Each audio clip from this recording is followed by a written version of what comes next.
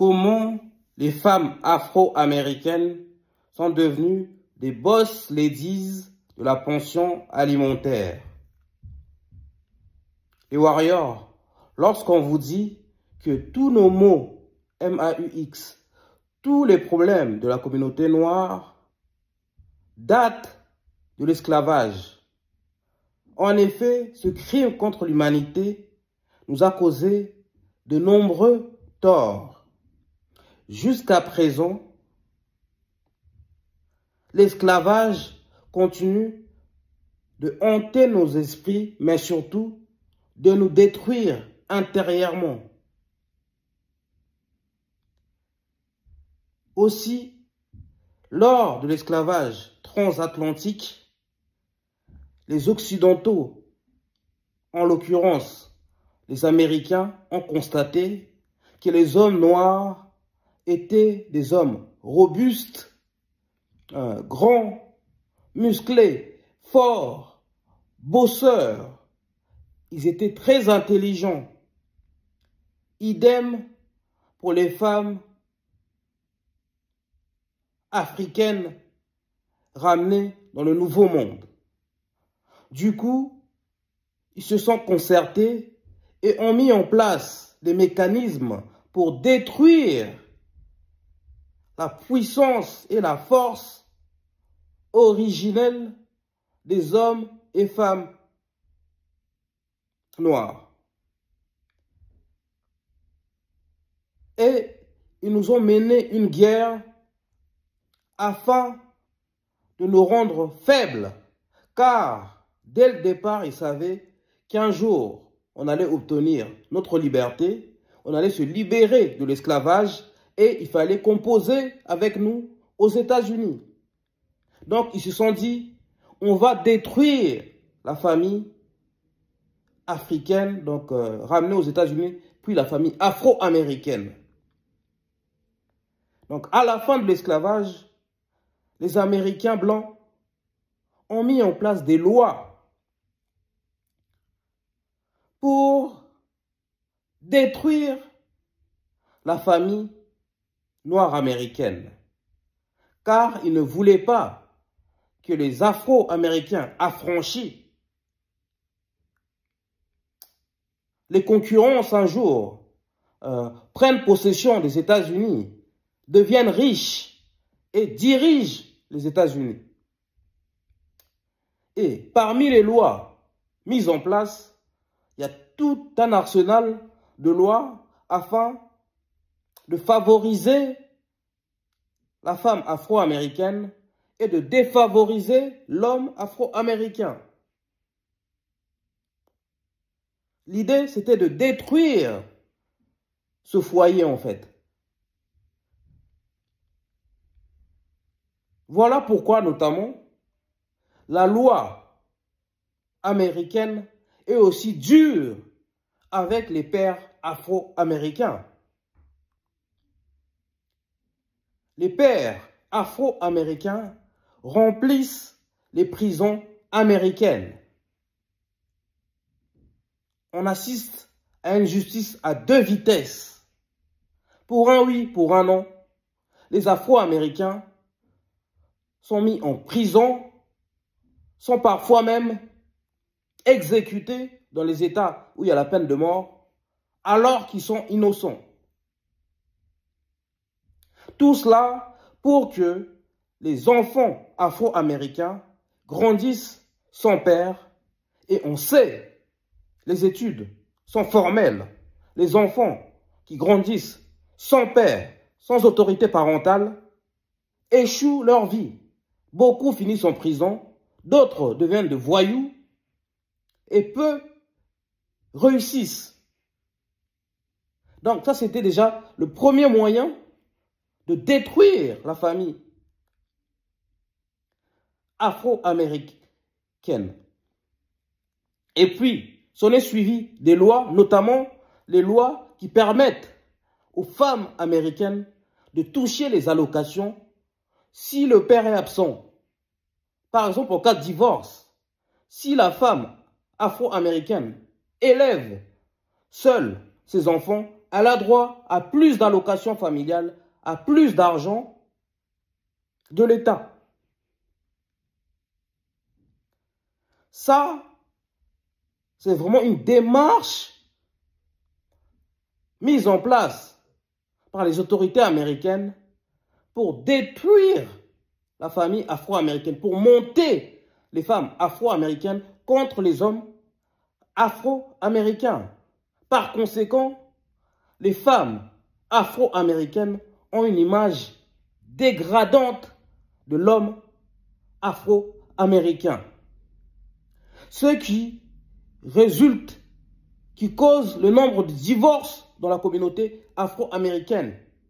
Dans la communauté afro-américaine, c'est la communauté où il y a plus de divorces comparé à la communauté blanche, comparé à la communauté asiatique ou comparé à la communauté latino-américaine. Et aujourd'hui, au XXIe siècle, les femmes américaines sont devenues des boss ladies de la pension alimentaire. Donc, non content de toucher les allocations familiales lorsqu'elles vivent seules avec leurs enfants, donc, elles ont tendance à pousser à la porte leur mari, à divorcer pour un oui, pour un non, à mettre à la porte les pères afro-américains pour toucher justement ces allocations de mères isolées qui existent aussi en France. Les Français ont copié cette loi américaine qui permet aux mères isolées de toucher des allocations afin de les aider, entre autres, à élever leurs enfants. C'est ce qu'ils disent. Mais cette loi sert plutôt à déstructurer les familles noires américaines. Donc, les femmes américaines ont tendance, de notre communauté, ont tendance à divorcer, à quitter le père de leurs enfants pour toucher de l'argent. Et c'est devenu un business à part entière. Aujourd'hui, aux États-Unis, j'y m'y rends régulièrement, je connais ce pays, j'ai de la famille là-bas. Tu as rencontré des femmes américaines, afro-américaines, jeunes, à peine adultes, à peine qu'elles ont 21, 22 ans, avec plusieurs enfants de pères différents et de mères célibataires.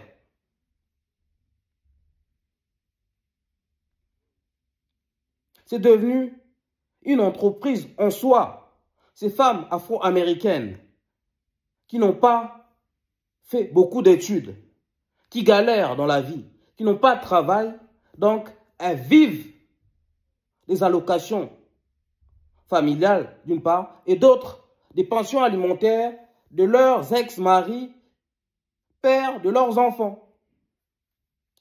Et je pense qu'il est temps de dénoncer cette entreprise malheureuse qui déconstruit les familles afro-américaines. Parce que les enfants afro-américains qui grandissent sans leur père, d'abord, les pères divorcés, puis les pères qui se retrouvent en prison pour un oui, pour un non. Car on connaît les violences policières qui visent les Afro-Américains, l'injustice de l'appareil judiciaire qui les frappe. Donc ces enfants-là finissent criminels eux aussi, à cause de cette mode-là qui touche les mères afro-américaines intéressées par des allocations familiales et par l'allocation pour mères isolées. Du coup, elles en viennent à divorcer. Elles deviennent, selon moi, des boss ladies, des patronnes de la pension alimentaire. Et le pire de cela, que c'est ces femmes afro-américaines sont souvent utilisés par le pouvoir blanc en place pour véhiculer des clichés et stéréotypes sur les hommes afro-américains. Bien souvent, lorsqu'on regarde qui dans la communauté noire a voté Trump ou qui vote à droite ou à l'extrême droite de l'échiquier politique, beaucoup d'Afro-Américaines financées en catimini par le pouvoir blanc américain. Et moi j'ai dit non. Halte à l'instrumentalisation des mères afro-américaines. Il faut vraiment qu'on prenne ce problème à bras-le-corps, d'accord? Vous avez tous entendu parler du divorce du rappeur star afro-américain, Birdman, et producteur. Dès que sa femme s'est mariée avec lui, une afro-américaine, elle a décidé, quelques mois plus tard, à demander le divorce et à exiger la moitié de sa fortune. Il est temps, dans notre communauté, qu'on se lève tous et qu'on se batte contre la destruction de nos familles afro-américaines. Car en détruisant nos familles, le pouvoir en place restera toujours un pouvoir blanc. Il n'y aura pas de nouveau Obama et on ne pourra pas lutter contre l'ordre établi. Dites-nous ce que vous en pensez dans les commentaires de ce phénomène des boss ladies de la pension alimentaire aux États-Unis. Je suis Sébastien Badibanga, je suis l'animateur de ce média. Ici, on parle de la culture noire et d'excellence noire, de l'actualité africaine et de la spiritualité africaine, mais aussi de la drépanocytose, une maladie qui touche particulièrement les Noirs, les Africains et les Afro-descendants, mais également de tous les tabous de notre communauté noire ainsi que nos coutumes. Si vous voulez m'aider à développer cette chaîne, commencez d'abord par liker, commenter, partager massivement nos vidéos, puis vous pouvez vous abonner et n'oubliez pas d'activer la cloche de notification pour ne rien manquer de nouvelles vidéos. Enfin, s'il vous plaît, regardez toutes les publicités qui se déclenchent sur cette chaîne. Mais pour finir, j'ai laissé un lien Litchi dans la description pour me faire un don afin que j'achète le matériel professionnel et adéquat pour développer cette chaîne ô combien importante. Nous sommes ensemble, les Warriors, et vive la communauté noire.